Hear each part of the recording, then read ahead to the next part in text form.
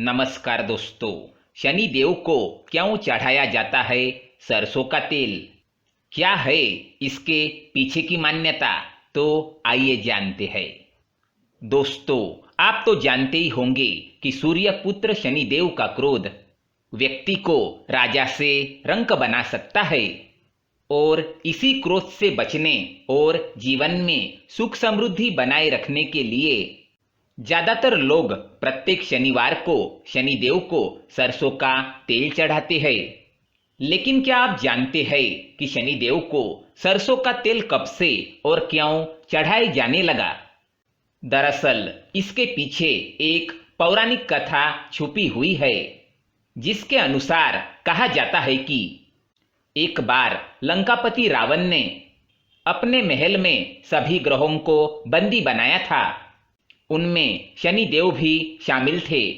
वो समय रावण अपने अहंकार में इतना डूबा हुआ था कि उसने शनिदेव को बंदी ग्रह में उल्टा लटकाया हुआ था। इसी समय जब माता सीता की खोज करते हुए हनुमान जी लंका पहुंचे और रावण ने उनकी पूंछ में आग लगवाई, तो इससे क्रोधित होकर हनुमान जी ने सारी लंका को आग के हवाले कर दिया।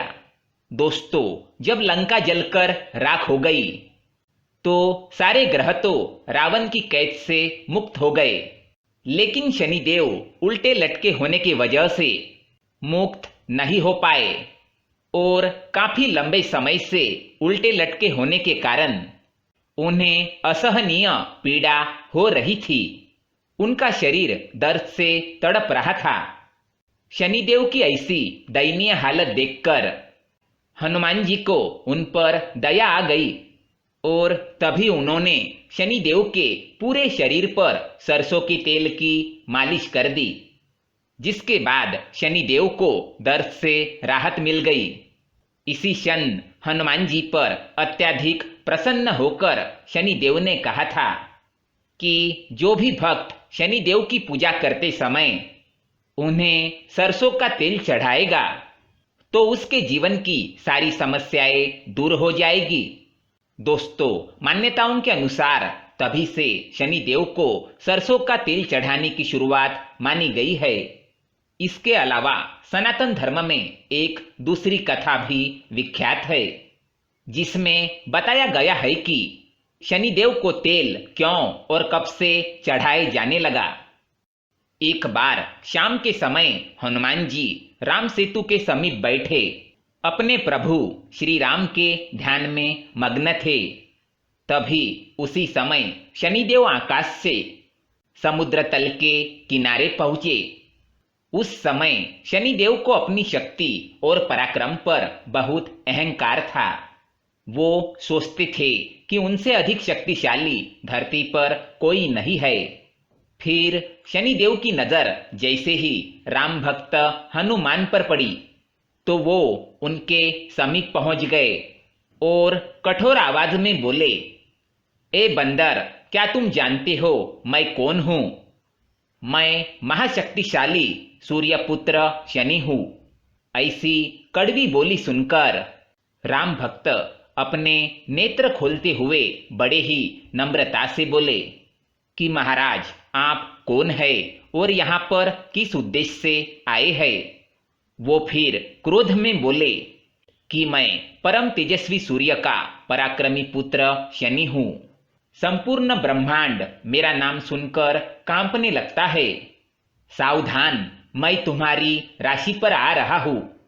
उस पर हनुमान जी ने बहुत ही शालीनता से कहा, महाराज, मैं काफी थका हुआ हूँ और अपने प्रभु के ध्यान में मग्न हूँ। कृपया करके इसमें बाधा न डाले। फिर अहंकार में शनिदेव ने कहा, मैं कहीं जाकर लौटता नहीं हूँ। जहाँ जाता हूँ वहाँ अपना प्रभाव दिखाकर ही वापस आता हूँ। यहाँ हनुमान जी के बार बार आग्रह करने पर भी शनिदेव ने उनकी एक ना सुनी और अहंकार में बोले, जो भी इस पृथ्वी पर रहता है उस पर मेरी 7.5 की दशा अवश्य प्रभावित होती है। और अब ये आप पर भी प्रभावित होने वाली है।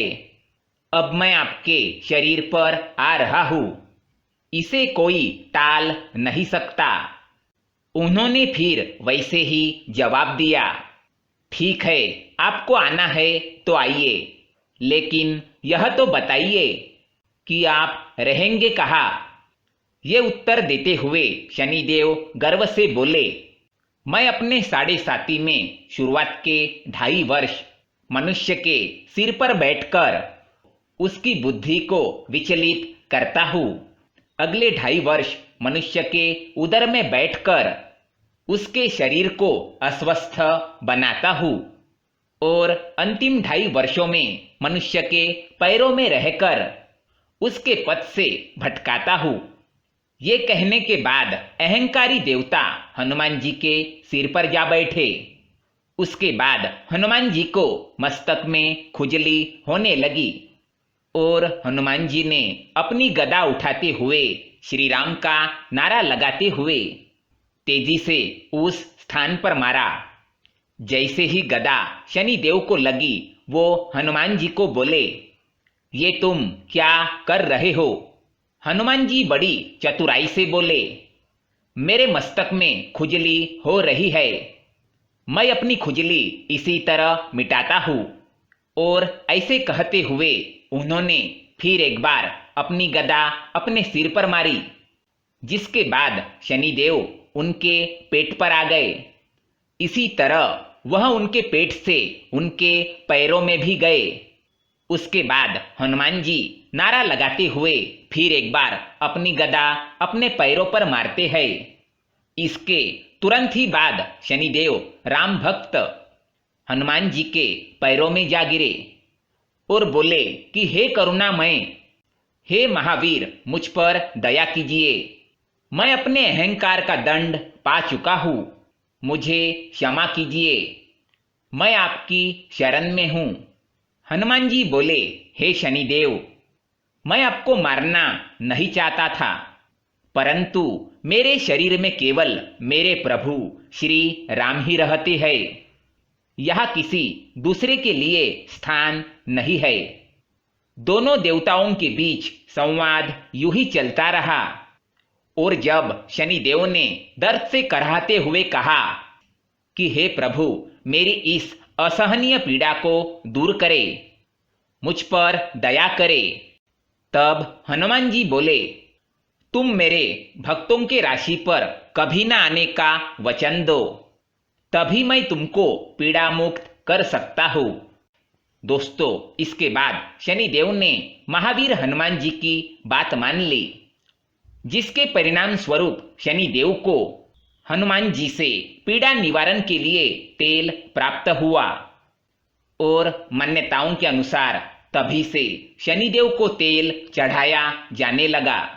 साथ ही यह भी माना जाने लगा कि जो लोग हनुमान जी की उपासना करते हैं, उन्हें शनिदेव कभी परेशान नहीं करते।